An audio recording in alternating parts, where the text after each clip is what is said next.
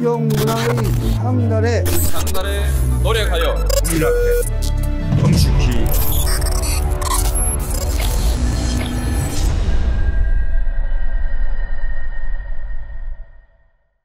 반갑습니다. 안녕하세요. 예. 네. 야심차게 준비한 정치비와 그땐 왜 벌써 11번째 시간이 돌아왔습니다. 오늘 주제는 탄핵의 추억 2004년 탄핵을 이야기하는 건데 자 우리 최강욱 의원님 자리했고요. 네. 안녕하십니까. 장인수 기자님 자리했습니다. 네, 안녕하십니까. 장인수입니다. 네, 오늘 또 처음 보는 분들이 계실 텐데요. 이 방송은 장인수 기자님이 진행하고 있는 저널리스트와 또 최강욱 의원님이 진행하는 최강욱 TV 그리고 제가 진행하는 박시영 TV 세 곳이 연합을 해서 진행하고 있는 코너가 바로 정치비와 그땐 왜 코너이고요. 지금 벌써 11번째입니다. 못 보신 분들은 그전 것도 굉장히 좋은 내용도 많이 있으니까요. 한번 쭉 살펴보시면 도움이 될 것 같습니다. 네, 횟수가 거듭될수록 네. 박시영 TV를 보시는 분은 줄어들고 네, 제 채널로 다 옮겨오시는 것 같아서 아주 흐뭇하게 생각하고 있습니다. 품질을 아시더라고. 똑같은 내용이라도. 저도 긍정적으로 보고 있습니다. 네, 저희 채널 외에 우리 장인수 기자 저널리스트 최강욱 TV 많이 봐주시기 바랍니다. 그래야 또 저희 이 코너가 오래 갑니다. 제 코너만 많이 보면 안 돼요. 사실은 이번까지 하고 이제 끝낼 생각입니다. 네. 오늘도 지난번에 이어서 탄핵의 추억 지난번에 우리 장인수 기자가 재밌게 해주셨는데 오늘도 준비해 주셨습니다. 지난번에 이제 박근혜 대통령 추억을 한번 추억? 박근혜 대통령 탄핵을 한번 되돌아봤는데 탄핵 시도가 한 번 더 있었죠. 탄핵이 최종되진 않았지만 노무현 대통령을 탄핵시키려는 시도가 국회 의결까지는 이루어졌었죠. 네. 대한민국 헌정사에 2번. 이게 이제 최초죠. 탄핵안을 올려서 국회에서 의결한 거는. 2004년에 있었던 이 탄핵 어떻게 시작됐고 진행됐고 또 뭐 오늘날엔 어떤 의미를 갖는지 한번 좀 되돌아보는 시간 마련했습니다. 20년 지났어요. 네, 정확하게 20년이네요. 그러니까 지금 시절에 그게 모습이 생생한데 20년이요. 예, 지금 30대들, 20대는 잘 몰라요. 그렇겠죠. 뭐 그런 일이 있었다더라. 뭐 이 정도는 알 수는 있겠지만 그 당시에 상세한 내용은 잘 모를 것 같아서 특히 또 40대 초반들도 잘 모를 수도 있어요. 그래서 20대 초반이었기 때문에 그래서 지금 곱씹어 보는 겁니다. 그때 우리가 어떤 일이 일어났고 잊지 말아야 할 부분은 뭔지 짚어주시죠. 일단 2002년 12월 19일에 노무현 두 후보가 대통령에 당선이 됩니다. 그때 모습 한번 보고 시작을 할게요. 16대 대통령 선거 예측 결과가 발표됐습니다. 민주당에서는 1위로 할 것으로 예측이 됨에 따라서 지금 당뇨들이 모두 박수를 치고 있는 모습입니다. 당사 밖의 모습입니다. 지금 지지자들이 노란 풍선을 들고 와서 폭죽을 터뜨리고 온통 축제 분위기입니다. 4,000표, 3,000표, 1,000표, 1,931표 더 얻으면 대통령으로 확정됩니다. 6개, 0이 됐습니다.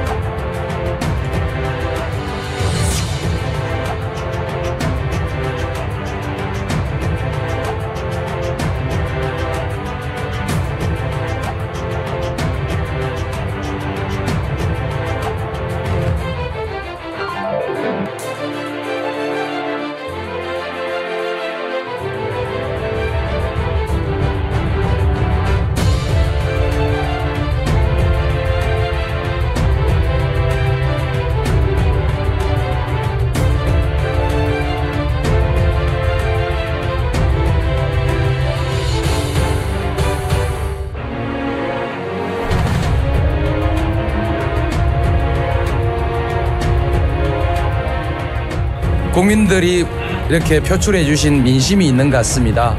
민심을 우리 함께 다 잘 살펴서 저도 잘하고 우리 민주당도 잘하고 해서 이제 우리 5년 뒤에도 이렇게 만나서 웃으면서 만나서 이렇게 오늘 얘기를 할 수 있고 또 다음 대통령에게 더 큰 기대를 가질 수 있도록 하여튼 그냥 참 좋습니다.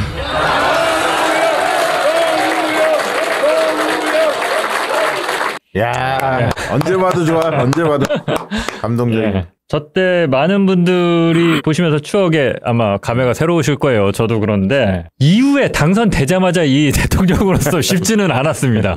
일단 당장 뭐가 임기가 시작되기도 전에 뭐가 터지냐면 대북송금 네. 이슈가 세게 터집니다. 네. 이거 잠깐 살펴보면요. 2002년 9월 25일 그러니까 한참 이제 대선 레이스가 한참 되고 있을 때 9월 25일이니까 이제 국회 국정감사에서 한나라당의 엄호성 의원이 최초로 현대상선이 북한에 4천억 원을 몰래 보냈다. 요 의혹을 국감에서 제기를 해요. 네. 이때부터 이제 대북송금 의혹이 계속 제기가 됩니다.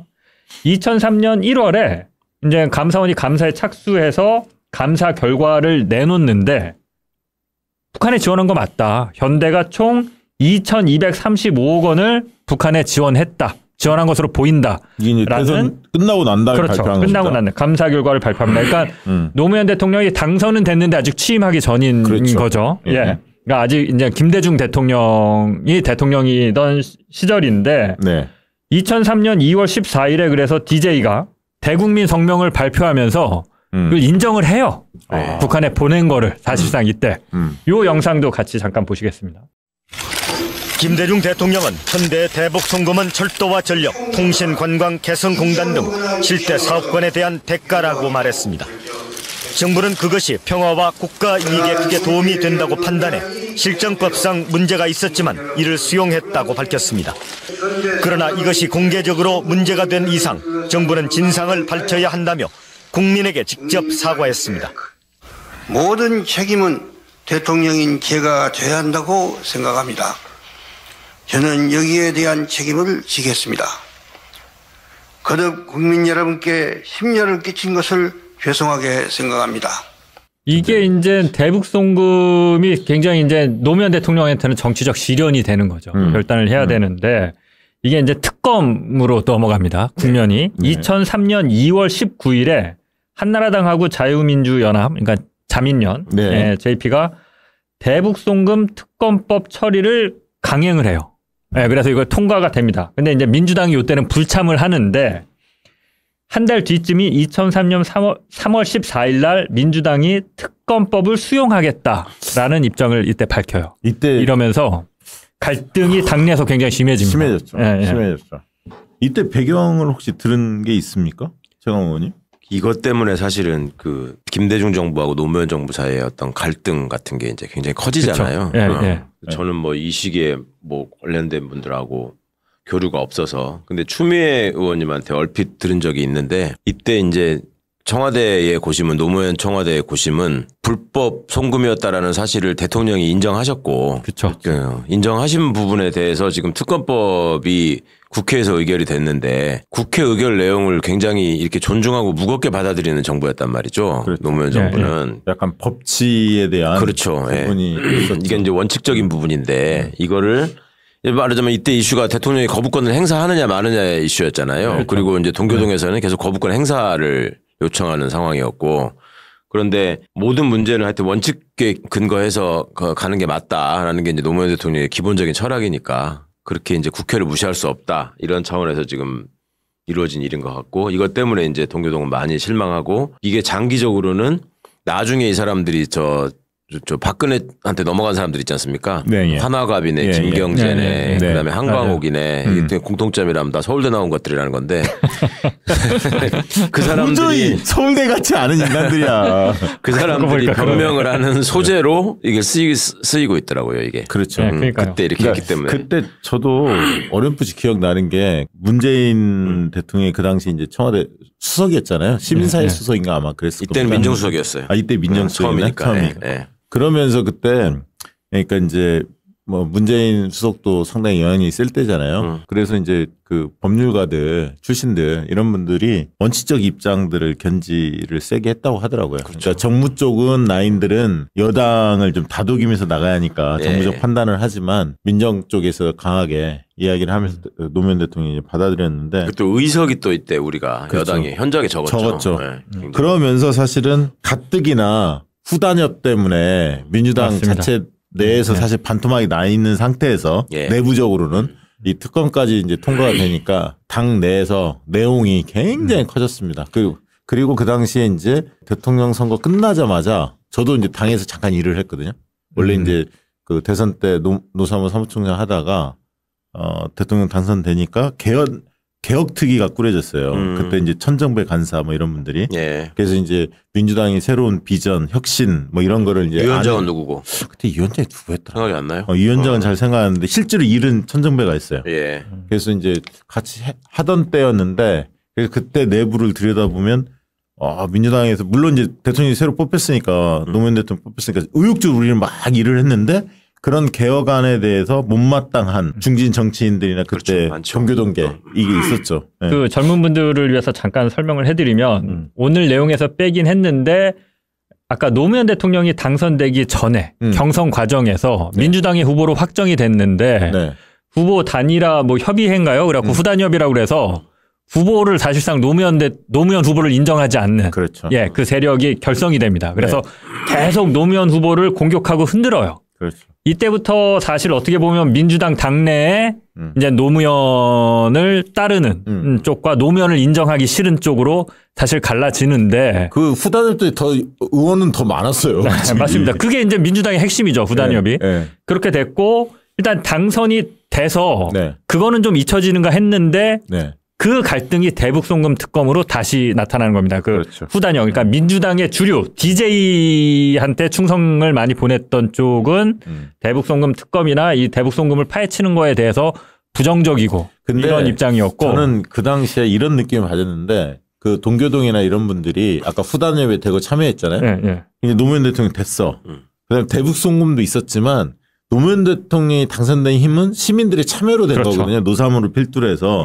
그러니까 이제 그런 정치개혁 요구가 올라왔고 아까 천정배 중심으로 개혁특위 안들이 막 만들어지니까 그 다음 총선 2004년 총선에서는 자기들이 대거 물갈이 될 것이라는 그런 걱정, 두려움이 있었어요. 그러니까 이제 그런 측면에서 대북송금 특검은 딱 자기들이 뭉칠 수 있는 그렇죠. 그런 계기가 된 거죠. 그게 이제 시계가 같이 가는데 대북송금 특검이 이제 어떤 표면적인 말씀하신 그런 명분 자기네들이 뭉치고 이거 대북송금 특검 같이 뭐 등에서 칼 꼽아? 우리가 뭐 역사의 어떤 그런 그 남북 화해 협력이라는 대의를 위해서 했지 우리가 무슨 뭐 개인적 이득을 위해서 한 거야? 사실 그런 주장도 일리가 있죠. 일리가 없는 게 아닙니까? 주장 일리가 있죠. 근데 사실은 지금 말씀해 주셨듯이 노무현 대통령이 당선되자마자 민주당 내 이제 젊은 그룹들 어떻게 보면 소장파라고 할 수 있고 친노. 당시 이제 분위기를 주도했던 게 천정배, 신기남, 정동영. 그렇죠. 현신정. 이게 그러니까 나이 많은 동교동계 입장에서 봤을 때는 당내에서도 어떻게 보면 저 좌빨들처럼 보이는 그런 이런 젊은 신진 세력들이 개혁해야 된다. 나는 이 당내 혁신, 쇄신을 들고 나오니까 방금 말씀하신 대로 구 동교동계는 이거 이제 노무현 대통령 당선되니까 우리 다 뒷방 늙은이 취급하면서 다 뒤로 나앉으라고 그러고 니들이 다 해먹겠다는 속셈이지. 사실은 이거죠. 2004년 총선을 앞두고 정말 대단하게. 그리고 이 천신정이 그 전에 건노갑 이런 분들 물러나라 정풍운동 민주당. 정풍운동도 있었죠. 정풍운동을 주장했던 그룹이기 때문에. 정동영. 그러면 2004년 총선 1년 앞두고 물갈이 세게 하겠구나. 그런 생각을 아까 두려움 이런 걸 갖고 있었어요 사실. 이게 이 갈등의 골이 여러분들 지금 생각하는 거하고는 수준이 다릅니다. 이거 관련한 영상 한번 보실게요. 이제 신구주류 사이의 대화는 완전히 물 건너갔습니다. 김현국 기자입니다. 표결할 것을 선포합니다.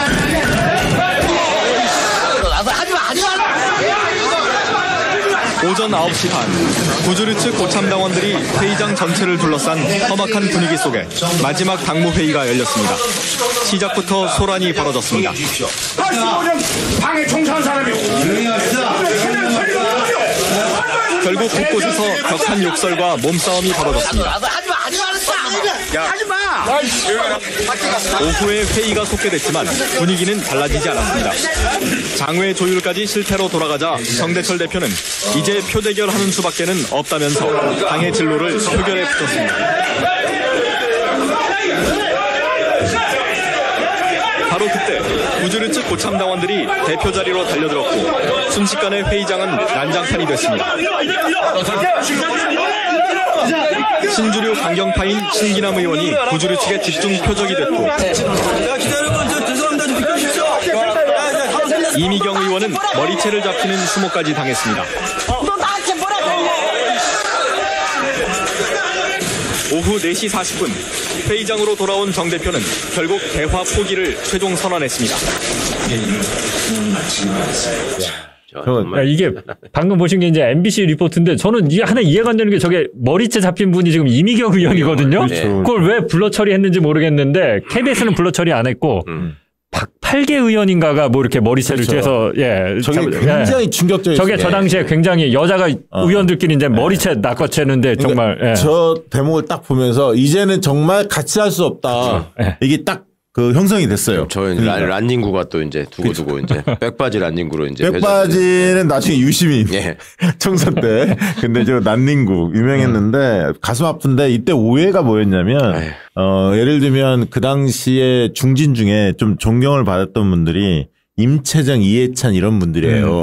그러니까 이제 동교동 쪽에서도 나름대로 그 DJ 때 영입을 했으니까 인정도 받으면서 흔히 말하는 좀 무게감이 있었던 이런 분들인데 그래서 저 동교동 쪽에서는 이해찬, 임채정이 신당으로 끌고 가려고 하는 거 아니냐. 그리고 그것은 노무현 대통령의 지시에서 움직인다. 이런 오해를 가졌었어요. 근데 제가 알기로는 노무현 대통령 끝까지 가급적이면 하나로 가야 한다. 설득하고 계속 이랬고 이해찬, 임채정 의원들도 마찬가지였는데 천신정이 주도를 했지만 그랬는데 첫 난리를 겪으면서 이제는 안 되겠다. 결단해야 한다. 이렇게 입장이 바뀐 걸로 그렇게 알고 있습니다. 저 당시에 그러니까 이제 당을 혁신해서 새롭게 그 기존 당을 버리고 새 당을 만들자 이 논의였는데 지금 이제 새 당을 만들자는 쪽과 이제 기존을 지키자는 쪽이 지금 보시면 격렬하게 싸운 거고 그래서 이후로 이제 분당 사태로 갑니다. 새천년 민주당에서 의원들이 대거 탈당하기 시작하고요. 2003년 그때 이제 뭐 6, 7, 8월 요때 탈당을 시작하고 2003년 9월 29일 날 결국 노무현 대통령도 새천년 민주당을 탈당합니다. 그렇습니다. 9월 달에 그러니까 이게 터져버린 거예요. 그 전에 뭐 계속 잠복기가 있다가 9월 달에 딱 터졌습니다. 그러니까 노무현 대통령은 말씀하신 대로 처음에 이렇게 당을 깨자, 분당 이거에 대해서 계속 그러면 안 된다라는 메시지를 내긴 했어요. 근데 안 믿었지. 안 믿었지. 왜냐하면 친노 그룹들이 다 당 깨자는 쪽처럼 이제 의심을 하고 있었으니까. 대자뷰가 있는 거지 지금. 또 이재명은 어떻게든 화합해서 같이 가자 뭐 그러고 이제 민주당의 소위 구주류가 아니다 이거는 이재명을 털고 가야 된다 뭐 이런 식의 얘기를 계속 하고 그러면서 또 계속 갈등과 분열을 일으켰던. 그게 이제 역사가 반복된다고는 하지만 저기 사람들이 당사를 몰려와가지고 끄댕이 안 잡는 것만 차이가 있지. 그렇죠. 소수파 출신이라는 이유로 신진 세력이라는 이유로 이제 서로 무시하고 내가 또 다음 총선에서 불이익을 받을 수 있다라는 걱정 때문에 그 불안감을 다른 쪽으로 돌려가지고 다른 주제로 축복시키고. 그러니까 똑같아. 노무현 대통령 약간 악마화 시키는 거야. 지금 이재명 대표 악마화 시키는 것처럼. 그런 게 벌어졌는데 중요한 것은 그 당시 586들 우상호, 뭐 송영길, 뭐 이런 분들 있잖아요. 임종석 이런 사람들이 약간 신중론이었어요. 맞아요. 앞장선 게 천신정이었다고 천정배, 신기남, 정동영 이쪽이 앞장섰고 이해찬, 임채정도 약간 신중파였다가 아까 9월달 저 당무 회의 모습들을 보면서 이제는 결단을 내려야겠다 하면서 노무현 대통령은 최종적으로 입장을 정리했죠. 그래서 결국 2003년 11월 11일 날 열린우리당을 창당을 합니다. 창당 당시 의석수는 47석. 처음에 이제 한나라당에서 탈당해서 온 사람이 김부겸, 김영춘, 그죠? 다들 아실 텐데 안영근, 이부영, 이우재 이런 사람들이 한나라당을 나와서 합류를 하고 새천년 민주당에서도 40명이 한 번에 나온 건 아니고 몇 차례에 걸쳐서 나오긴 하는데 아무튼 이때 대거 탈당합니다. 9월에. 그래서 보시면 뭐 강봉균, 김금태 쭉 뭐 보실 겁니다. 뭐 박병석, 신기남 뭐 이런 보이고요. 이때 정세균, 이종걸, 천정배. 저도 사무직당자로 참여합니다. 열린우리당 탈당에. 그때 아니 저는 뭐 저 민주당의 정식 당직자는 아니었고 선거 끝나고 잠시 참여했다가 처음으로 이제 사무직 당직자로는 열린우리당 창립 멤버였습니다. 저때 저 이름 중에 남아 있는 사람이 지금 없네. 송영길, 박병석도 의원이 아니고 임종석도 의원이 아니고 그죠? 그렇죠. 저때 유시민 의원이 결합해서 열린우리당 만들었을 때 이파티위원회, 전자정당위원회를 맡았었어요. 그 다음에 이제 뭐 백이선 의원도 맡고 그랬는데 이제 그 당시만 해도 열린우리당이 조금 새로운 정당 모습, 좀 앞서가는 정당 그런 내용들을 많이 채우려고 노력했죠. 사실상 이제 노무현 대통령은 여기 당에 해가 바뀌어서 2004년 5월 20일, 그러니까 총선 끝나고 나서 그 입당을 하긴 해요. 근데 사실상 노무현 대통령이 새천년 민주당을 탈당하고 열린우리당을 만들었기 때문에 열린우리당이 이제 여당인 거예요. 그렇죠. 실질적으로. 미니 여당. 그렇죠. 의석수 한 50석. 이렇게 5, 60석 이렇게 되는. 요 이후에 몇 명이 더 또 민주당에서 탈당해서 이제 그 총선 과정에서 더 들어오긴 하는데 그래 봐야 완전 미니 정당이죠. 그렇죠. 여당인데 한 50석 되는 거야. 근데 분위기는 좋았어요.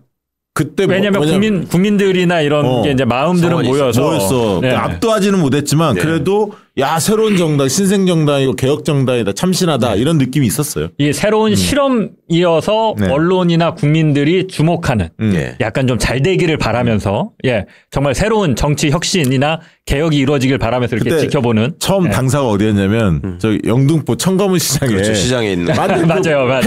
폐가 그걸 뜯어붙여갖고 막 저희 근무할 때 막 쥐가 나오고 막 그랬어요. 진짜. 맞아요. 거기 바로 나가면 과일 팔고 있고. 거기 들어갔어요. 거기. 아이고 참. 자 이렇게 해서 이제 가는데 이게 방금 얘기했지만 국민들은 좀 관심 있게 지켜봤다라고 하는데 기존 정당들은 인정을 안 했어요. 열린우리당을 같은 파트너로서 인정하려 하지 않는 분위기가 있었어요. 이게 이제 뭐로 드러나느냐. 2004년 2월 18일 날 합동 기자회견에서 노무현 대통령이 발언을 하는데 이건 뭐 별 발언 아니거든요. 한번 보시겠습니다. 노무현 대통령이 이번 총선 결과를 재신임과 연계시킬 수도 있음을 내비쳤습니다. 보도에 이강덕 기자입니다. 노무현 대통령이 총선 이후에 진행될 전국 구상의 일단을 내보였습니다. 결과가 어떻게 나오든 존중할 것이며 국회가 상생의 국회로 바뀐다면 여당이 과반수가 안 되더라도 국회를 존중하며 열심히 하겠다고 밝혔습니다. 노 대통령은 특히 총선 결과는 국민들의 평가라면서 재신임 문제 처리와 연결될 수 있다는 점도 설명했습니다. 평가로 보겠다, 재신임으로 보겠다라고 지금 단언해서 말씀드릴 수는 없습니다만 겸허히 존중하는 대응이 있어야 될 것으로 저는 그렇게 생각합니다. 노 대통령은 하지만 개헌 저지선까지 무너지면 어떤 일이 생길지 말할 수 없다는 언급도 덧붙였습니다. 진짜 노무현 대통령은 대통령 측에 집착하는 거 있잖아요. 연연해하는 거. 그거 없었지. 초월했어. 처음부터 사실. 자 여기서 보시면 요 발언은 사실 여러분들 기억 많이 못 하실 텐데 이게 이제 1차 발언이거든요. 이제 저쪽 야당에서 문제를 삼은 1차 발언인데 마지막에 이걸 마지막에 기자가 전하는데 개헌 저지선까지 무너지면 그 뒤에 어떤 일이 생길지는 나도 정말 말씀드릴 수가 없다. 요거를 기자회견에서 노무현 대통령이 얘기를 해요. 그러니까 개헌 저지선이 무너지면 안 된다. 개헌 저지선까지는 좀 열린우리당을 찍어주셨으면 한다라고 읽힐 수 있는 발언인데 그렇죠. 요거가 일단 이 사람들은 딱 들어왔나 봐요. 근데 이때는 이게 수면 위로 안 떠오릅니다.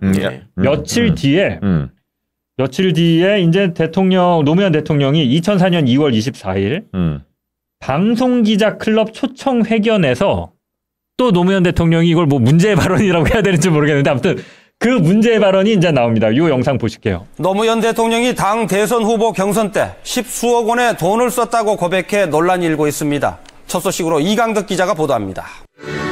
노무현 대통령이 자신의 경선 자금 사용액을 처음으로 언급했습니다. 모두 10수억 원 정도라고 말했습니다. 10수억 들었을 것입니다. 들었는데 딱 분질러 얘기를 해놓으면 이걸 그냥 크게 보도해가지고 노무현 경선 때 10수억 썼단다. 이렇게 가버리니까 말을 할 수가 없는 겁니다. 2001년부터 2002년까지 2년 동안 사용한 액수로 기타금과 캠프 조직비, 숙박비 등을 다 합한 것이라는 설명도 덧붙였습니다. 노 대통령은 경선 자금의 합법 위법 여부에 대해서는 구체적으로 언급하지 않았지만 상대적으로 적은 비용이라면서 검찰 수사를 경선 자금으로 확대하는 데 대한 유보적 입장도 밝혔습니다. 노 대통령은 친인척 측근비리 의혹에 대해 관리 책임과 정치적 책임을 언급했습니다. 해결책은 정치 문화를 앞으로 바꾸도록 최선을 다해 노력하겠습니다. 노 대통령은 열린우리당 입당과 총선 승리를 위한 지원 입장도 밝혔습니다. 대통령이 뭘 잘해서 열린우리당에 표줄 수 있는 일이 있으면 정말 합법적인 모든 것을 다 하고 싶습니다. 저 마지막 발언. 그렇죠. 네. 저것 때문에. 저 마지막 발언이 이제 문제가 돼서 탄핵하자. 그렇죠. 바로 이제 야당들이 들고 일어나기 시작합니다. 언론이 또 벌떼같이 물어뜯고 나섰죠.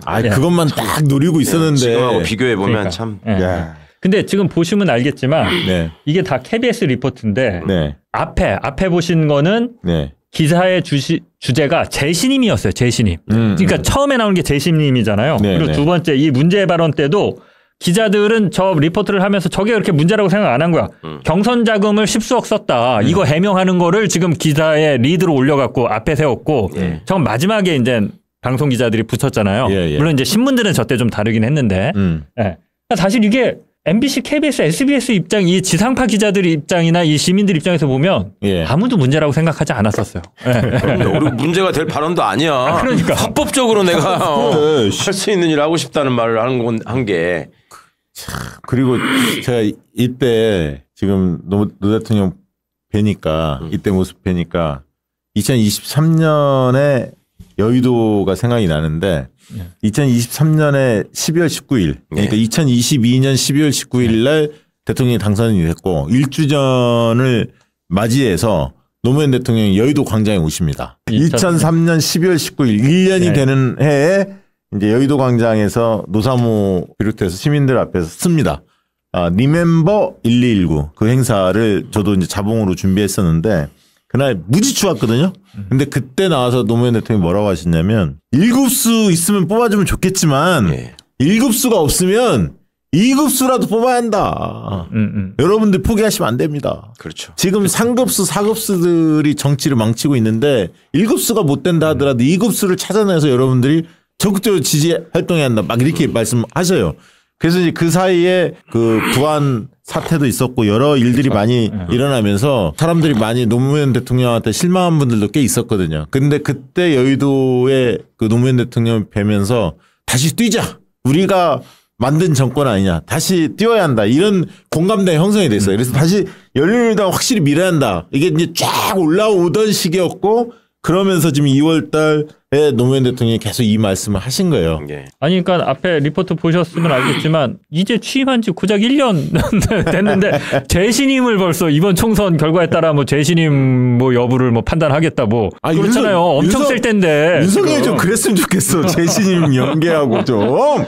그러니까 그 집권하자마자 1년은 보통 얘기하는 허니문 기간이라고 하는데 노무현 대통령은 그때도 이미 엄청나게 시달려서 재신임을 벌써 스스로 얘기를 해야 되는 게 뭐 기분이 좋겠어요. 그러니까 대통령이라는 위치를 권력을 차지해서 내 마음대로 하는 이런 위치로 생각하신 게 아니라 역사적 책무를 완수하는 그걸 이행하는 과정으로 생각하셨기 때문에 저렇게 국회 지형도 그렇고 전체적인 정치 지형도 그렇고 언론 지형도 그렇고 사회 전반적으로 완전히 대통령을 소수파로 몰고 짓뭉개는 상황에서 내가 무엇을 동력으로 이거를 다 이뤄낼 수 있을 것인가 하는 고민을 깊이 하신 얘기잖아요. 저게.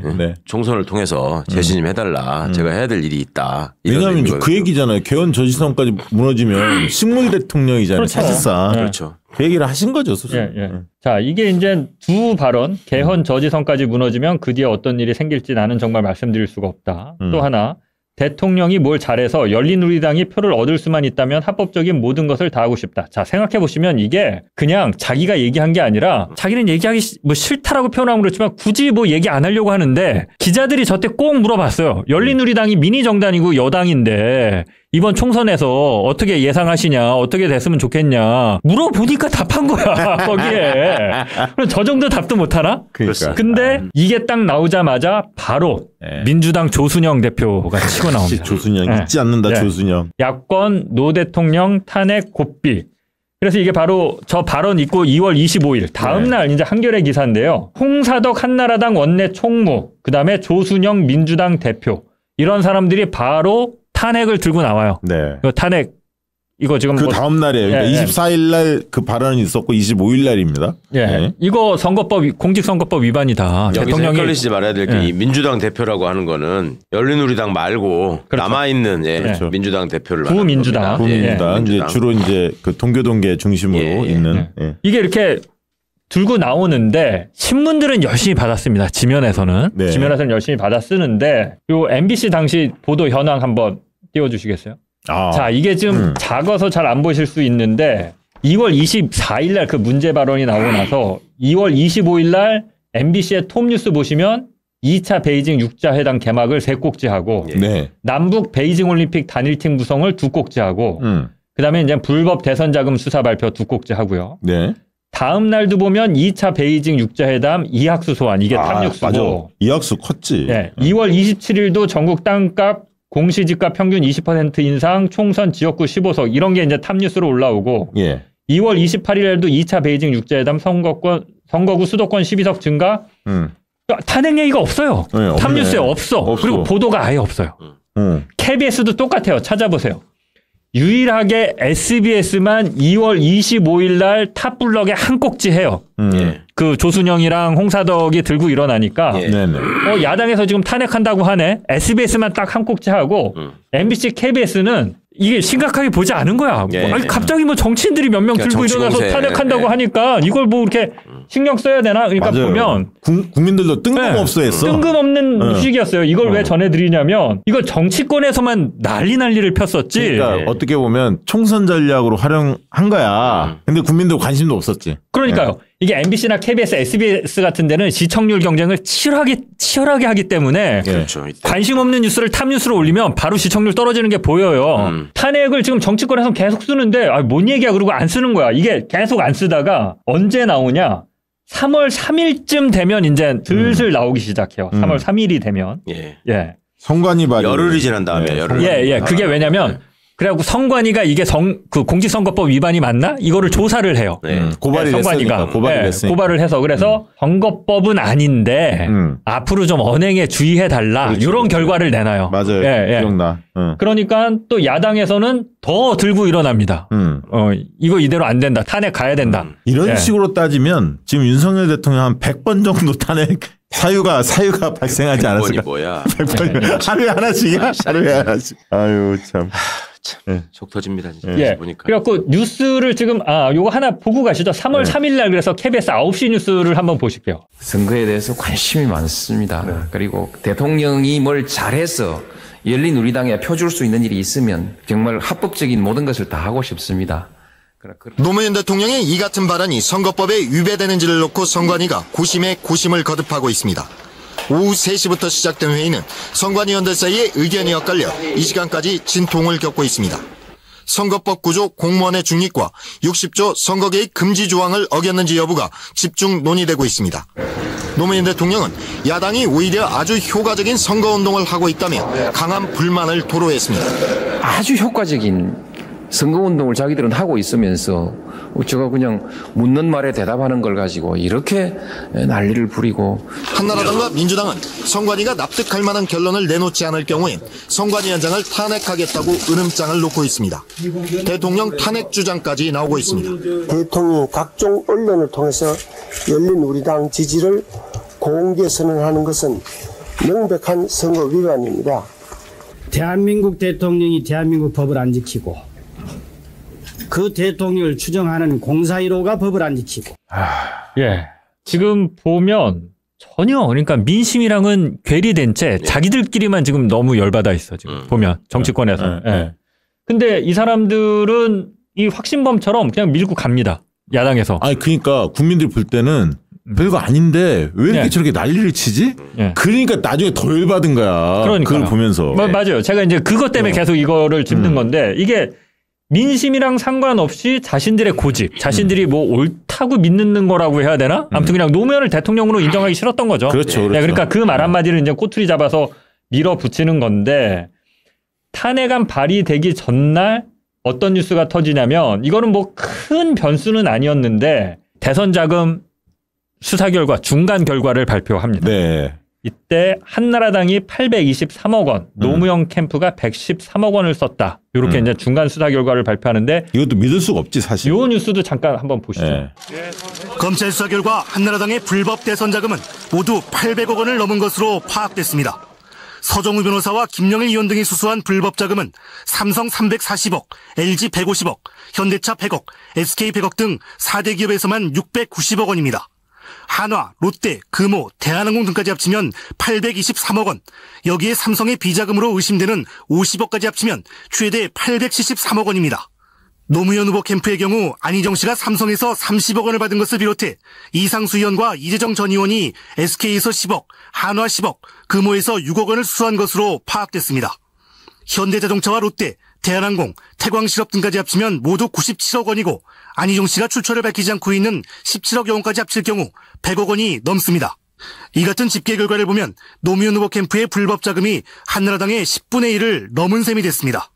그러나 안대희 중수부장은 현재까지 파악된 불법 자금은 증거에 따른 최소한의 결과일 뿐 불법 자금 규모는 달라질 수 있다며 10분의 1 논란에 대해선 입장을 밝히지 않았습니다. 예, 이게 10분의 1이 왜 문제가 되냐면 요 전에 이게 수사 시작될 쯤에 노무현 대통령이 말씀하셨죠. 저쪽 당보다 우리의 선거자금 규모가 10분의 1이 넘으면 뭐 물러날 수 있다. 내가 대통령직 뭐 버릴 수 있다. 이런 발언을 해요. 그래서 차떼기였으니까. 차떼기. 요때 10분의 1이 넘느냐 아니냐. 요게 다시 그건데 이게 이제 요러고 나서 다음날 탄핵안을 발의하거든요. 야당 입장에서 볼 때 야 10분의 1 넘었잖아. 너 대통령 자격 없어. 뭐 이렇게 되는 거지. 이제. 쪽팔린 줄 알아야지.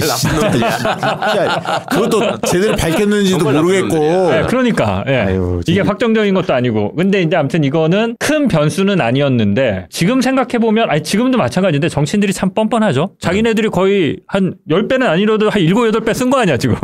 그래놓고 그래놓고 동물계가 진짜 막 더 미쳐 날뛰는 건데 이 대목에서 놓치지 마셔야 될 게 검찰의 장난질입니다. 그렇죠. 이게 지금 10분의 1 얘기를 가지고 계속 언론에다 흘려가면서 문제를 만들었던 게 검찰이에요, 당시에. 얘들이 이제 검찰개혁의 국면에서 이걸 뭔가 반전의 수로 이거를 최대한 활용한 거죠. 그러면서 마치 노무현 정부에 큰 하자가 있었던 것처럼 하기 위해서 숫자를 이렇게 한 거죠. 아니, 그리고 그 당시에 여의도 분위기는 뭐였냐면 이런 이야기들이 계속 빌드업을 하잖아, 저쪽에서. 그러니까 이제 열린우리당 그 안에 있었다고 그랬잖아요. 근데 분위기가 며칠 앞두고 느낌이 좀 이상한 거야. 진짜 쟤네 할 것 같은데? 약간 그 얘기가 돌았어요. 그러니까 나중에 왔어. 나중에. 야, 몰랐어요, 저거 봐라, 저 미친놈들인데. 막 이러면서 야, 이거 데뷔하는 거 아니야? 막 이제 그런 얘기가 화급하게 나올 상황이었어요.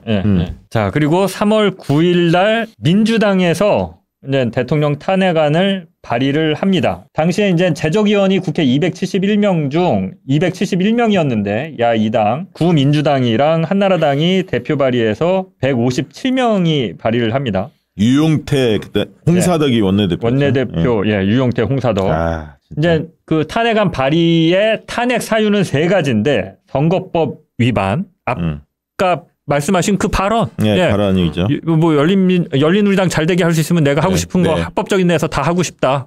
요게 선거법 위반이다. 이게 아주 핵심 그 탄핵 사유였어요. 그다음에 뭐 대통령과 그 측근 비리가 심각하다. 뭘 얘기하는지도 지금 와서 생각은 안 나는데. 선거자금 수수. 선거자금 그 얘기. 그러니까 자기네들은 10배 가까이 더 썼으면서 차떼기 정당이. 그러게 말입니다. 그다음에 국민경제 국정 파탄. 야, 국민경제 국정 파탄 아무 때나 갖다 붙이자 이놈들아. 이렇게 해서 일단 발의를 합니다.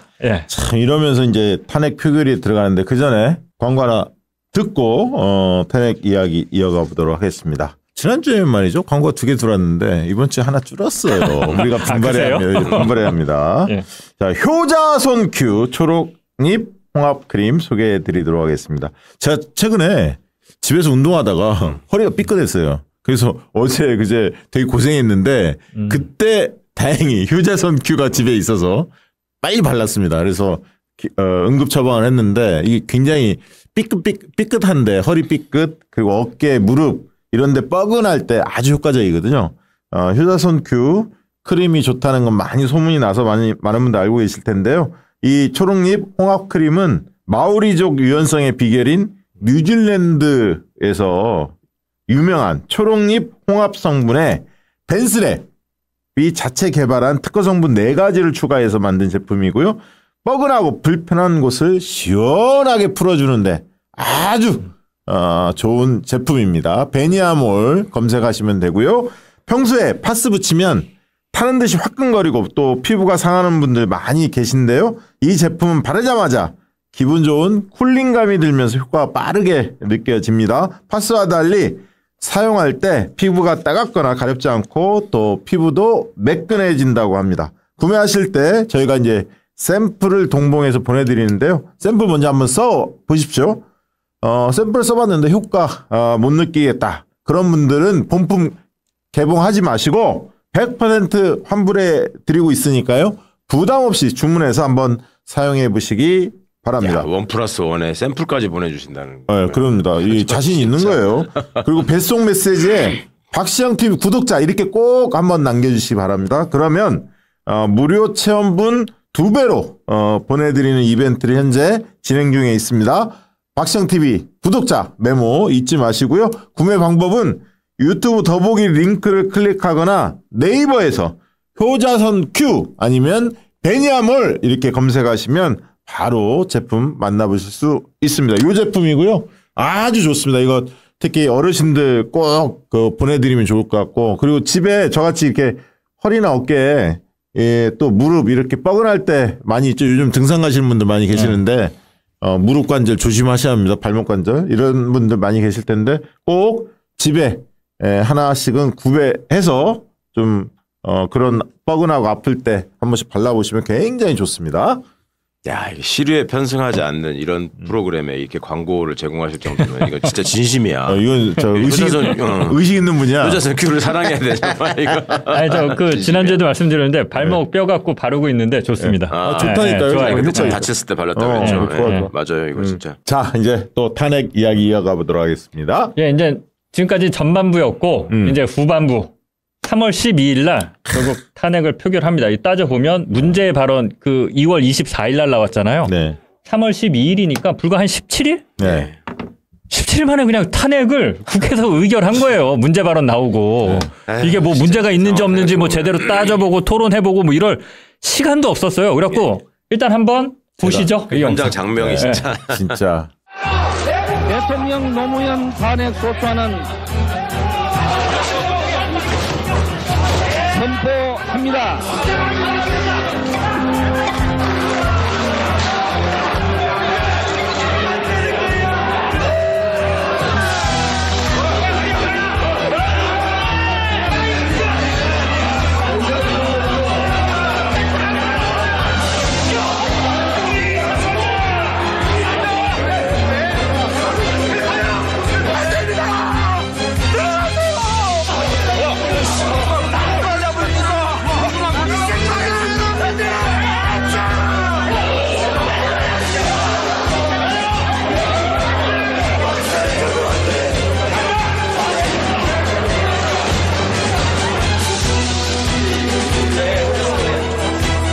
저 잊지 못합니다. 제가 전화 잊을 수 없죠. 그 장소에 있었어요.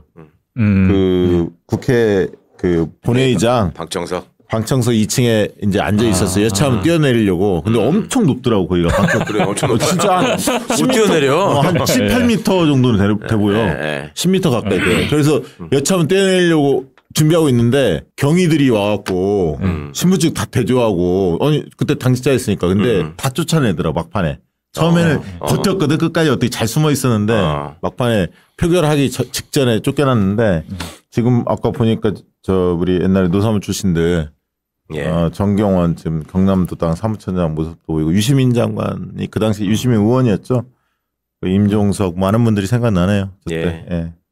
저는 저때 아직 취직하기 전에 이제 한참 언론고시 준비할 때 신촌에서 자취하고 있었는데 늦잠 자다가 이게 한 11시쯤이었을 거예요. 표결한 게. 친구가 자다 일어나서 TV를 켰는데 야 막 그러는 거예요. 그래갖고 일어나서 봤는데 탄핵을 진짜 한 거야. 그러니까. 그래갖고 머리가 자다가 그냥 침대에서 막 쭈뼛쭈뼛 쓰더라고요. 그렇죠.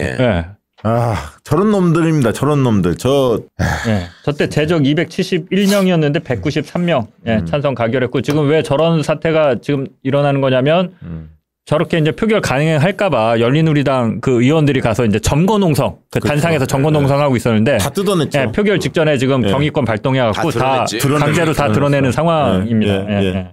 저렇게 해서 이제 의결이 되고요. 저거를 보고 사실 진짜 저는 저때까지만 하더라도 뭐 언론사 입사 준비하니까 이 정치 뉴스에 많은 관심을 갖긴 했지만 탄핵이 제 머릿속에 없었어요. 국민들은 진짜 탄핵은 딴 나라 얘기였어. 무슨 탄핵이야. 그냥 정치인들이 그냥 떠들다 많은 얘기, 지들끼리 싸우는 얘기라고 했지 저렇게 실력 행사로 들어가서 진짜 대통령을 쫓아나겠다고 저거를 국회에서 통과를 시키고 저 모습을 보이고 저 때부터 국면이 확 바뀝니다. 바뀌죠. 전화를 기점으로 완전히 국면이 바뀝니다. 국민들이 이제 쏟아져 나오죠. 거리로. 국민들이 들고 일어납니다. 당시 국민들의 생각은 딱 이거였어요. 우리가 뽑은 대통령을 감히 너희들이 뭔데 마음대로 끌어내리냐. 그렇죠. 딱 이거였어요. 그러니까 국민들이 봤을 땐 그거죠. 대통령을 뽑는 사람도 국민이고 대통령을 쫓아낼 수 있는 사람도 국민인데 우리는 아직 거기까지 안 가거나 모르고 있는데 지들끼리 며칠 쿵짝쿵짝 하더니 뭐 발언이 문제니 뭐니 어쩌고 저쩌고 하더니 갑자기 탄핵시키니까 그러니까 그때 이제 떠오른 답이 그때 단어가 뭐니 야합이란 말 많이 나왔고요. 그러면서 국회 해산해야 한다. 그 얘기 나왔었죠. 영남도 뒤집어졌었어요. 저때. 그쵸. 말이 되냐고. 맞아요. 그래서 보시죠, 전날부터 바로 국민들이 들고 일어납니다. 그 영상 한번 보시죠. 서울 광화문과 종로 일대엔 수만 명의 시민들이 대규모 촛불 집회를 열고 있습니다. 대통령 탄핵에 반대하는 집회입니다. 현장 취재기자 연결하겠습니다. 박준희 기자. 예, 광화문 앞에 나와 있습니다. 네, 많은 시민들이 나와 있는 것 같은데요. 현장 상황 자세히 전해주시죠. 예, 그렇습니다. 어제 국회 앞에요. 오늘은 이곳 광화문과 종로 일대에서 대규모 촛불 집회가 이틀째 계속되고 있습니다. 일반 시민들과 학생, 시민사회단체 회원 등이 대거 몰렸습니다. 오후부터 모여들기 시작한 참가자들은 밤 시간으로 접어들면서 가족과 친구끼리 나온 젊은 층을 중심으로 급격히 늘어났습니다. 현재 참가 인원수만 경찰은 5만, 주최 측은 10만에 달할 것으로 보고 있습니다. 시민들은 이곳 교복일등 앞에서 종로 2가까지 도로를 가득 메운 채 탄핵은 무효라는 구호를 외치고 있습니다. 탄핵 정국을 자초한 정치권에 대해서도 강한 불만을 쏟아냈습니다. 저는 솔직히요 노무현 아저씨 그 뉴스 보면서요 안타까워서 울기도 했는데요. 정말 그런 꼬투리 잡고 그런 정치를 하시는 국회의원 아저씨들을 전부 탄핵해야 돼요. 기성세대가 이렇게 했다. 온 국민이 올바른 길을 위해서 이렇게 했다라는 걸 좀 보여주고 싶었습니다. 저게 같은 마음입니다. 지금도 참 기시감이 드네요. 저게 2017년 그 분위기였잖아요. 탄핵 때. 네, 저거는 이제 반대로 탄핵을 막기 위해서 이제 그렇죠. 국민들이 들고 일어나는 탄핵 표결되고 바로 다음 날이에요. 다음 날. 그 날부터도 사실 촛불 집회가 시작됐고. 네, 맞습니다. 바로 다음 날 저렇게 다 쏟아져 나온 거죠, 거리로. 그러면서 이제 진짜 많은 사람들이 분노했고 막 그 거리로 나오고 지방에서도 다 집회가 서울에서만 한 게 아니라 각지에서 다 뭐 부산, 대전, 대구, 뭐 광주 뭐 할 거 없이 다 촛불 집회가 다 열립니다. 이게 또 여론조사에도 반영이 되잖아요. 그렇죠. 나오는. 그래서 이게 이제 탄핵 역풍, 탄핵 역풍 전국이 돼요. 그냥 간단하게. 그렇죠. 당시 그 여론조사 표 한번 열린우리당 지지도가 확 올라갑니다. 급상승한 거죠. 이게 MBC가 저기 한 건데 민주당 완전 땅 밑으로 내려가고 지금 민주당 보면 11.5%에서 지금 5.4%까지 절반 반토막 나죠. 반토막. 여러분들이 한번 생각을 해보셔야 하는데 한나라당이 보수 유일 정당이잖아요. 저기서 보면. 근데 한나라당이 14.8로 주장하거든요. 지금도 한나라당 국민의힘도 25% 뭐 이 정도 나오잖아요. 뭐 많이 나오면 30%, 25% 정도 나오잖아요. 30 사이. 그러니까 저 14.8이라는 수치는 특히 선거를 앞둔 시기인데 얼마 안 남았거든. 한 달밖에 안 남은 시점이거든. 저것들이 저때 뭐라고 저기 했는지 기억나세요? MBC, KBS가 저 의결 장면을 생중계함으로 해서 국민들을 자극했다. 그래서 지네가 저렇게 된 거다. 항의 방문하고 그럽니다. KBS, MBC에 항의 방문하고 니들 그러니까 언론 탓이다. MBC, KBS 탓이다. 항의 방문합니다. 아유. 진짜. 그러니까 저러자마자 정치인들이 또 바로 알잖아요. 자기들 지지율 떨어지면. 그리고 되게 당황해요. 당황했죠. 당황해요. 그래갖고 이때부터 그 민주당하고 한나라당은 읍소 작전으로 갑니다. 우리 살려주세요. 네. 탄핵해놓고 바로 이때가 총선 국면이잖아요. 네. 그러니까 총선 때 저희 좀 살려주세요. 저희 이대로 죽이실 거예요? 이 전략으로 바로 돼요. 탄핵해놓고 며칠 만에. 그리고 특이한 거는 열린 우리당 쪽에 586 그 학생운동 출신들, 시민사회 출신들이 대거 공천 신청을 해요.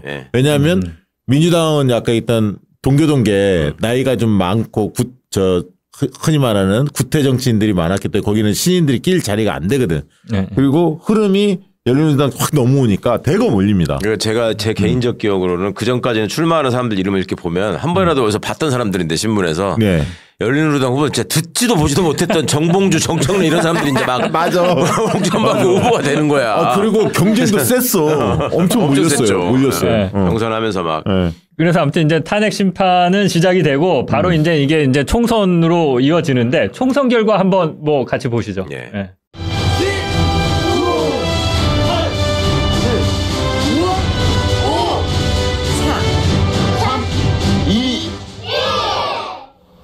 자, 나왔습니다.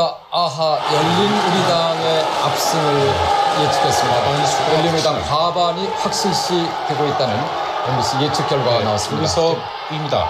우리당 155에서 171석을 얻을 것으로 예측되고 있고요. 한나라당이 101석에서 115석, 민노당이 9석에서 12석, 민주당이 7석에서 11석, 자민련이 3석에서 6석까지 얻을 것으로 현재 예측이 되고 있습니다. 지금 각 당의 표정이 분명하게 대비가 되고 있습니다. 오른쪽 상단 열린우리당 지금 당직자들이 박수를 치고 있고 왼쪽 상단 한나라당 지금 차분한 분위기를 보이고 있습니다. 민주당도 당당한 민주당 지금 오히려 민주노동당보다도 적을 것으로 의석이 적을 것으로 예측이 됐지 않습니까? 민주노동당 아주 참담한 그런 아주 딱 깔린 분위기고 반면 오른쪽 아래 민주노동당 환호하는 분위기입니다. 사실 저 발표를 보면서 좀 아쉬웠어요. 그러니까 기대는 180석 이상을 기대를 했거든요. 사실 실제 그런 분위기였어요. 분위기였는데 이번 우리 총선 얼마 전에 끝났잖아요.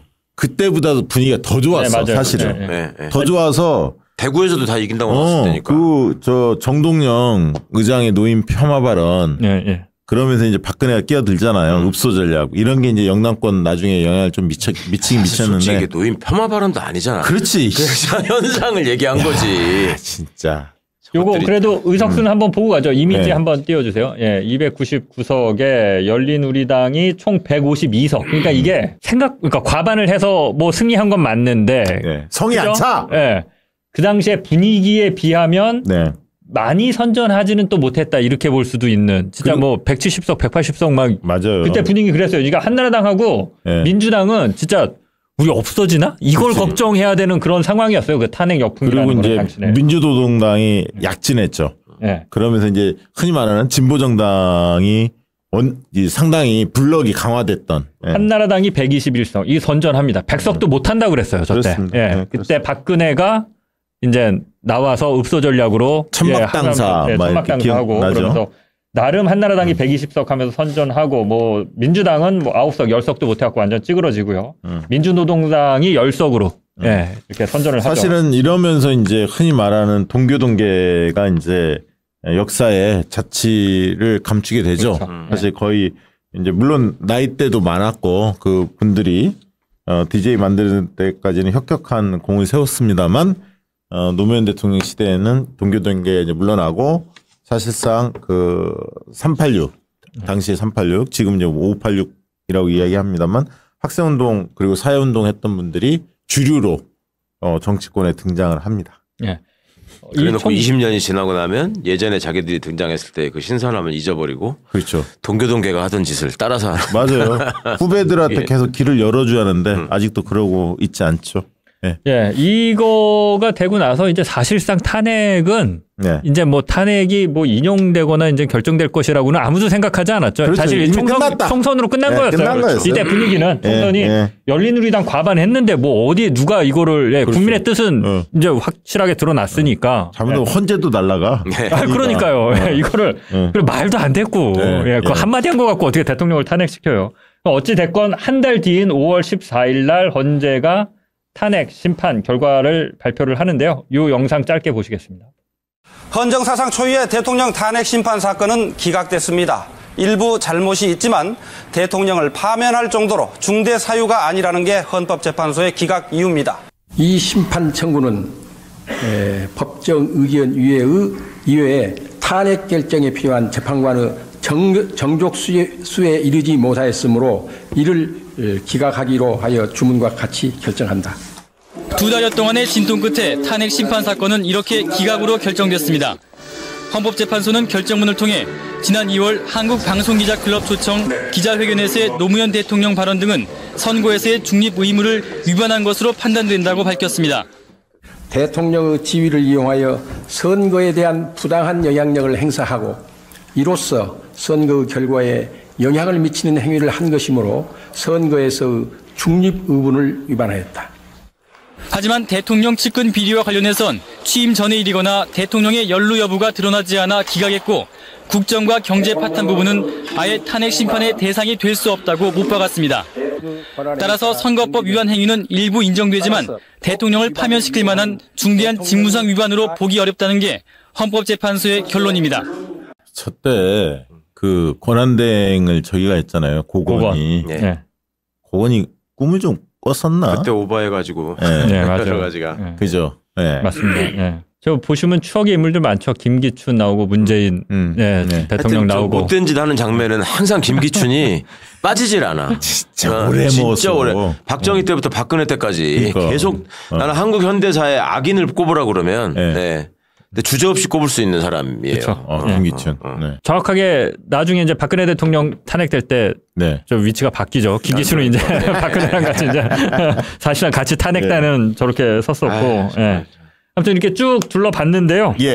일단 탄핵 여파 이후에 이제 그 분위기를 좀 보자면 박근혜 대통령이 급부상합니다. 그러니까 박근혜가 이제 구원투수로 나서서 어쨌든 정치적 성과를 거두죠. 다 천막장사 쇼부터 시작해가지고 그러니까 쇼를 잘해 박근혜가.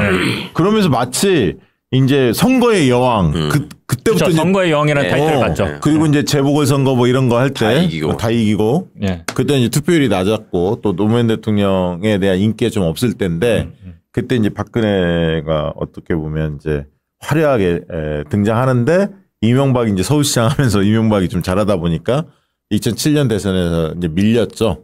근데 사실 저 때부터 박근혜는 확실한 전국구 스타. 늘 이제 그 보수 정당의 확실한 대선 후보로 자리매김하고 저 때 이제 추미애가 몰락을 하죠. 삼보일배하고 막 그랬는데 뭐 그거는 그때 당시에는 추미애가 그럴 수 있냐. 그 노무현 대통령이 그 대선 그 전날 유세 때 명동에서 그 종로에서 그 지난번에도 말씀하셨지만 그 정몽준 앞에 두고 그 얘기 했잖아요. 우리에겐 정동영도 있고 추미애도 있습니다.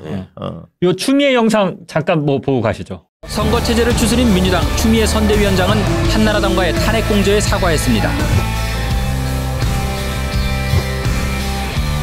이 민주당이 아니었다면 남북 화해를 누가 만들었겠습니까? 하지만 이번에는 촛불 민심을 받든 탄핵안을 가결시키며 12년 만에 탄핵 트라우마를 벗게 됐습니다. 그 여러분 기억하실지 모르겠는데 추미애 그 의원이 최근에 이렇게 그 여기다가 손수건 허벅지에다 손수건 묶고 나온 거. 그렇죠. 삼보일배 후유증이라고 그러더라고요. 저 때 하도 삼보일배를 많이 해갖고 무릎이랑 이게 약간 잘 못 걷고 그랬어요. 부축돼서 이렇게 나오는 거 보셨을 텐데. 추미애 의원 입장에서는 정말 잊을 수 없는 트라우마이고요. 그러다 보니까 그 이후에 더 적극적으로 검찰개혁이라든가 개혁전선에 있어서 맨 앞에 쓰려고 노력했던 거 아닌가 그런 생각이 듭니다. 지금 와서 생각해보면 그걸 또 한 개인의 또 잘못이라고만 할 수 있을까 싶은 생각도 있는 게 이제 어쩔 수 없이 또 이제 고향이 그쪽이고 이제 민주당을 뭐 버릴 수 없다라고 했으면 원래 고향은 대구인데 DJ의 그렇죠. 그렇죠. 대구, 고향은 대구인데 아무튼 그 참 정치적 뿌리를 그쪽에 두고 있었고 그렇죠. 일종의 그 DJ에 대한 의리 이런 거를 생각한 거죠. 그래서 그런데 하여튼 저 장면에서 우리가 이제 쭉 언급했던 당시의 인물들이 지금 20년 지났는데 현역 의원을 있는 사람이 한 명도 없잖아요. 아까 우리 명단 봤지만 단 한 명도 없어요. 그러네. 다 은퇴했고 아니면 다 사라졌고 이런 건데 지금 정치를 하는 사람들도 저 명단을 다시 한번 새겨봤으면 좋겠어요. 그렇죠. 그러니까 그렇죠. 10년, 20년이 지난 다음에 어떤 평가를 받고 자기 이름이 어디에 써 있을지 이런 거를 좀 생각하면서 정치하면 좀 더 나아질 것 같고 저는 개인적으로는 저때 이제 총선에서 우리가 이기고 나서 17대 총선 아닙니까? 저때 이기고 나서 나는 이제 굉장히 성급한 낙관을 했어. 아, 이제 우리나라 민주주의는 완성이 됐다. 새 세상이 오는구나. 저것들은 이렇게 생각했죠. 진짜 뿌리를 뽑을 수 있다. 아, 이거 청와대에서 막 님을 위한 행진곡 부르고 막 그랬잖아. 열린우리당. 야, 그래가지고 정말로 막 가슴이 부풀었었는데 자꾸 이제 발목이 걸리고 어쩌고 하면서 지지부진하게 가니까 이제 노무현 대통령에 대한 원망이 생긴 거죠. 이 상황에서도 지금 저걸 못하면 우리는 뭘 할 수 있는 거냐 하는 일이 이제 생기고 그런 마음들이 나중에 이제 선거할 때마다 열린민주당이 지는, 열린우리당이 지는 이런 일로 이어졌는데 저 때를 많이 생각하면서 지금 좀 뭐랄까 반성을 많이 해요. 그때 얼마나 우리가 성급했던가. 그러니까 사실은 국정을 담당하려면 정말 그 개혁적인 분들도 많이 계셔야 하겠지만 또 노련한 분들이 이렇게 잘 조화롭게 있어야 돼요. 균형도 잡아주고. 그리고 또 과감하게 저 치고 나가서 도려내는 게 있었어야 돼요. 그렇지, 그렇지. 아니 하다못해 조선일보만 응징을 했어도 저 상황에서 그러면 그렇게까지는 아니었을 텐데. 근데 그 당시에는 국가보안법 폐지부터 4대 개혁입법이 잘 안 됐죠. 잘 안 됐죠. 근데 이제 이걸 너무 패키지로 묶어서 우리 역량이 그 정도까지 소화가 안 되는데. 그러니까 우리가 너무 민주적 절차나 이런 것들을 굉장히 중시하고 존중하고 우리라도 하여튼 이걸 잘해서 모범을 보여야 된다라는 일단 강박관념이 되게 강했어요. 저는 돌이켜보면 우리 힘이 조금 약하면 기득권 세력이 약한 고리부터 탁탁 치고 들어서 승리를 쟁취하는데 싹 묶어서 한꺼번에 다 덤벼. 우리가 다 뭐 사학 그다음에 국가원법 막 이런 거 다 묶어서 한꺼번에 해결하려고 했거든. 근데 그 전략은 돌이켜 보면 우리 역량에 좀 한계가 있었죠. 사실 그런 부분에 있어서 많이 아쉽죠. 개혁을 추진했지만 돌파하지 못했던 답답함 이런 게 있었죠. 열린우리당의 어떤 뭐 성공과 한계는 나중에 한번 따로 주제를 한번 잡아볼 만해요. 그것도 진짜 중요한 꼭지가 될 거예요. 열린우리당. 일단 오늘은 그래도 어찌됐건 탄핵 너무 좋았어요. 어떻게 뭐 보셨고 지금 또 이제 탄핵 얘기가 계속 나오고 있는데 뭐 어떠신지 좀. 그러니까 결국은 국민을 이기는 정치가 없는데 국민을 우습게 보고 그러니까 이제 국회의원들이 그때만 해도 그랬던 것 같아요. 자기들이 모든 걸 할 수 있다라는 착각. 거기서부터 출발한 거거든. 그리고 노무현 대통령을 인정하지 않았고 노무현 대통령을 만들었던 시민들의 힘, 국민의 깨어있는 힘을 인정하기 싫은 거야. 그 국회 안에서 자기들끼리 다 할 수 있다라고 생각했기 때문에 이런 일이 벌어졌거든. 근데 역시 역사의 물줄기는 깨어있는 시민의 조직된 힘이 만드는구나라는 생각을 하고요.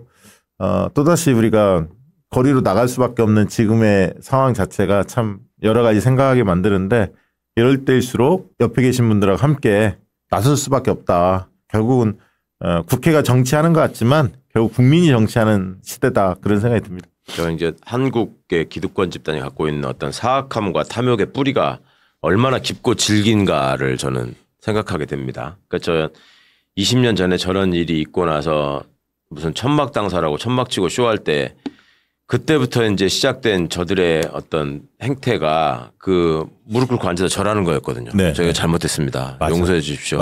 그거를 몇 번을 계속 하는데 몇 번을 계속 속습니다. 또 국민들이. 계속 선거 때마다 그 짓을 하는데 지난번 선거 때만 조금 하려다가 못했어요. 이제 하도 또 저것들 엎어져서 절할 거다 이렇게 나오니까 그때는 못했는데 제발 좀 이제 앞으로 그런 거 하면 있잖아요. 찬물을 딱 양동이 들고 가고 확 끼얹어 버렸으면 좋겠어. 시민들이. 하여튼 제발 좀 이제 더 이상 속지 않으셨으면. 그리고 저것들이 얼마나 사악하고 나쁜 집단이고 저렇게 모여가지고 얼마나 국민들을 속이기 위해서 늘 노심초사하고 있는지 다시 한번 좀 떠올려 보셨으면 좋겠습니다. 예, 그 두 번의 탄핵의 추억을 이제 한번 되돌아 봤는데 뭐 박시영 대표님 말씀해 주신 대로인 것 같아요. 한 번은 정치권에서 탄핵을 하려고 하는 걸 국민의 명령으로 막았고 또 한 번은 정치권에서는 전혀 탄핵할 생각이 없는데 국민의 명령으로 탄핵을 시켰잖아요. 그러네. 대통령을 안 치고 내리는 거는 국민들은 확실히 국민이 하는 거지 함부로 너희들이 하는 게 아니야. 예, 라고 생각하는 것 같아요. 부분이. 탄핵에 관해서는. 다만 이제 지금 다시 이제 이게 탄핵 국면이라고 볼 수 있는지 약간은 퀘스천 마크가 붙긴 하는데 지금 굉장히 많은 국민들이 탄핵을 원하고 있고 정치권이 좀 어떤 방식으로든 여기에 불을 붙이려고 하는데 이게 좀 어려운 것 같습니다. 국민의 명령이라고 확실하게 받아들일 수 있는 건지, 예, 이거 아무튼 지혜를 모아야 될 것 같은데 판단은 각자가 하는 것 같고요. 앞에 두 번과 지금은 조금 상황은 다른 것 같아요. 좀 더 지켜보고 현명한 방법을 찾아야 되지 않을까 뭐 이렇게 생각을 합니다. 더 악랄하고 더 교묘하기 때문에 그래요, 정권이. 아무튼 그러나 힘을 냅시다. 힘을 내다 보면 길이 보이죠. 네. 결국 역사를 국민이 만드는 겁니다. 네. 야, 역시 장인수 기자가 만들면 작품이 나옵니다. 작품. 퀄리티가 있어. 퀄리티가 있어. 계속 만들어주세요. 좋다, 좋아. 자, 오늘 방송은 이것으로 마치도록 하겠습니다. 고맙습니다. 감사합니다.